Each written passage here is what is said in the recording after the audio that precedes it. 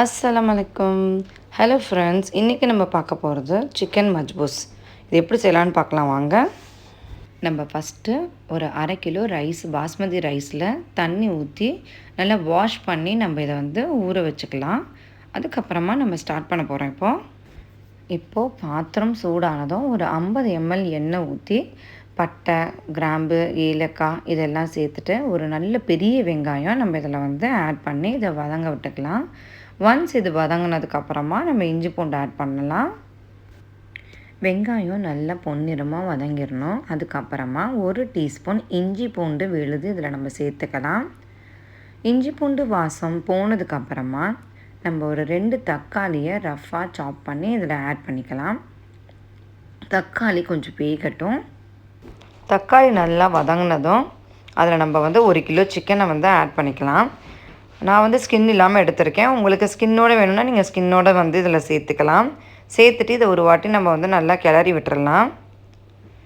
அடுத்த மெயின் பொருள் இதுக்கு காஞ்ச லெமனை நம்ம வெயில்லையே வாஷ் பண்ணி காய வச்சு எடுத்து வச்சோம்னா ஒரு 4 நாள் இல்லை ஒரு வாரத்தில் காஞ்சிரும்.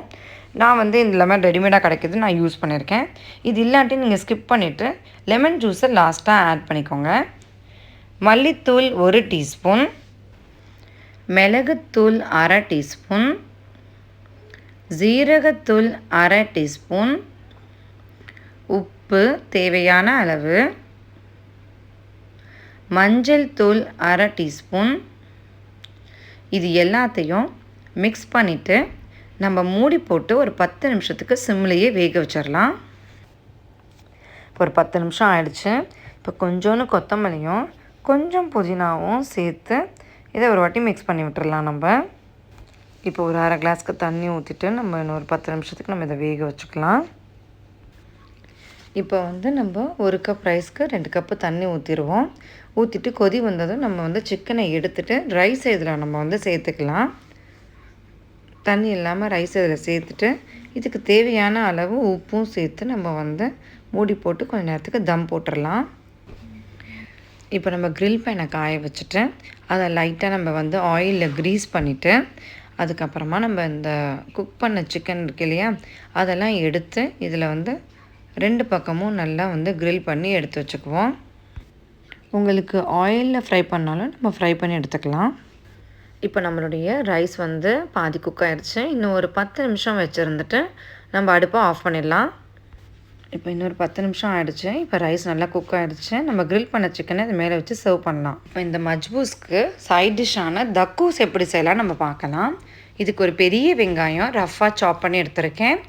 அதுக்கப்புறமா 2 தக்காளி, அதையும் ரஃப்பாக சாப் பண்ணி போட்டுக்கலாம். அதுக்கப்புறமா நம்ம காரத்துக்கேற்ற பச்சை மிளகாய், அப்புறம் கொத்தமல்லி ஒரு பஞ்சு, எலுமிச்சைப்பழ சாறு ஒரு 2, உப்பு தேவையான அளவு.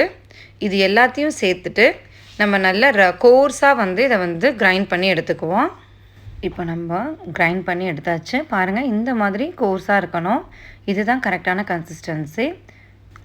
டடா, நம்மளுடைய சுவையான சிக்கன் மஜ்பூஸ் ரெடி ஆயிடுச்சு. இந்த வீடியோ உங்களுக்கு பிடிச்சிருந்தா லைக் பண்ணுங்கள், ஷேர் பண்ணுங்கள், மறக்காமல் ஸ்பைஸ் அண்ட் சிசிலுக்கு சப்ஸ்கிரைப் பண்ணுங்கள்.